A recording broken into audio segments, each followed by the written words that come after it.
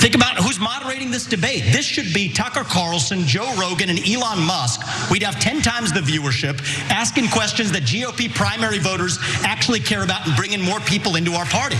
You think the Democrats, I mean, we've got Kristen Welker here, you think the Democrats would actually hire Greg Gutfeld to host a Democratic debate? They wouldn't do it. And so the fact of the matter is, I mean, Kristen, I'm going to use this time because this is actually about you in the media and the corrupt media establishment.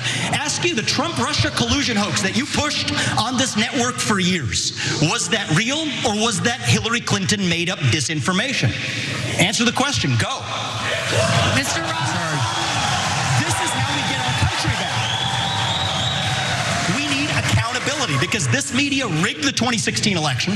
They rigged the 2020 election with the Hunter Biden laptop story. Mr. Ramaswamy, and they're going to rig this election. Your time is up. Accountability. Let me turn to Governor Christie. Why you,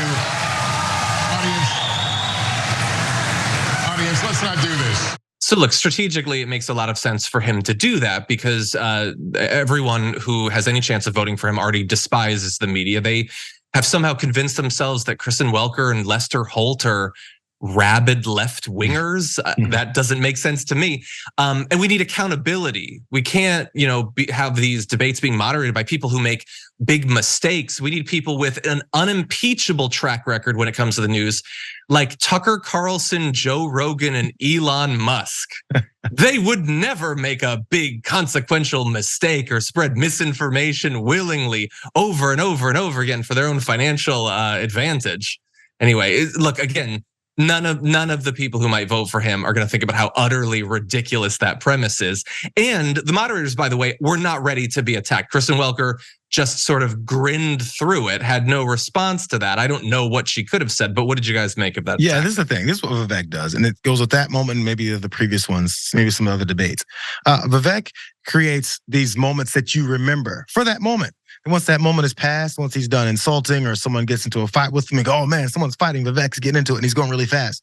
Afterwards, when you stop and think about what he said and whatever else he's gone on a deep dive about, eventually you think about it and go, he didn't say anything. Or what he said wasn't real, it wasn't based in reality, or he can't do that. Whatever it is that he's talking about. And after it makes a point then, it creates an impact. Afterwards, what is it that he did in that first debate? I remember people were saying that he won it. Do you remember specifically what he was talking about that won him that debate? No, you don't. You remember it then, you don't remember after because it doesn't stay. Vivek says something and you go, oh man, that's something. And then about an hour later, you go, wait, what was it Vivek said again? Because he's just annoying. It ends and he's just annoying. He's just being an a-hole. He's just being the guy that just bugs people.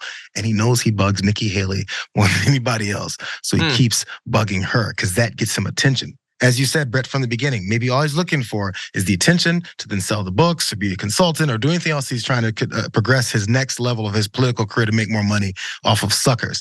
But that's all he needs. The moment, if you remember his name, you're not gonna forget his name, but you may forget everything else that he said. Yeah, I'm with you 100% on that. He's just, and this happens. He if this was any other cycle where Trump wasn't in there dominating as the front runner, Vivek Ramaswamy would lead by 15%.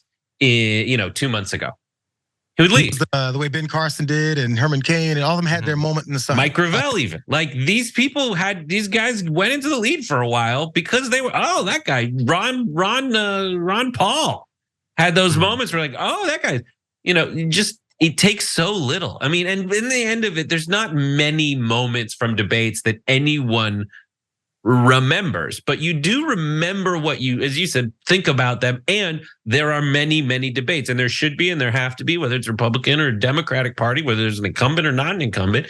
I think that's the thing that we develop an opinion, we keep it, we hone it. And there's usually not like a giant gaffe, but we remember the vibes over time, whether they're sustainable as a person to be in the bully pulpit. If you enjoyed this video, that's because of our members. They make us independent, they make us strong, and they make us honest. Become a member today by hitting the join button below.